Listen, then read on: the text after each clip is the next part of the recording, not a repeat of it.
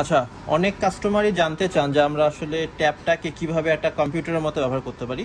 So আজকে আমি কিছু বেসিক কম্পিউটারে কাজ করে দেখাবো। যেরকম আমি এখানে ক্রোম ওপেন করলাম, ওপেন করে এখানে সার্চ করলাম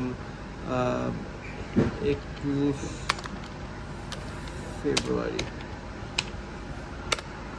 সিম্পলি আমি গুগল সার্চ করছি এবং আমি আমার ডাব্লিউপিএস অফিসে কিছু ওয়ার্ডের কাজ করব। সো সিম্পলি আমি নিউ ডকুমেন্ট নিলাম, জাস্ট লাইক কম্পিউটার, মাউস এবং কিবোর্ড কম্পিউটারের মতো ব্যবহার করছি। এবং আমি এখান থেকে ল্যাঙ্গুয়েজ সিলেক্ট করে নিলাম বাংলা, অভ্র ব্যাক করলাম এবং লিখছি আমার সোনার বাংলা। আচ্ছা, আমি যদি চাই এখন কম্পিউটারের মতো একই স্ক্রিনে দুটো কাজ করতে, সেটাও আমি করতে পারবো। কীভাবে?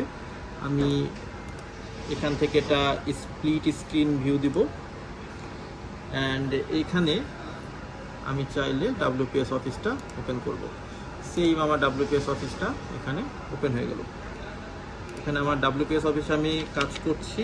আমি কোনো কন্টেন্ট এখান থেকে সার্চ করতে পারবো, চাইলে এখান থেকে কোনো কিছু আমি কপি করতে পারবো। যেমন আমি আন্তর্জাতিক মাতৃভাষা দিবস হিসাবে এটা কপি করছি, যারা স্টুডেন্টরা সেটা তাদের জন্য খুবই হেল্পফুল হবে। আমি এটা সাপোজ কপি করব, কপি করে এটা ডিরেক্টলি এখানে নিয়ে আসবো, সিম্পলি এখানে পেস্ট হয়ে যাবে, just like a computer. So এইভাবে আমরা কিন্তু চাইলে ট্যাবটাকে একটা কম্পিউটারের মতো কাজ করতে পারি এবং যে কোনো ছোটোখাটো কাজগুলো আমরা করতে পারি।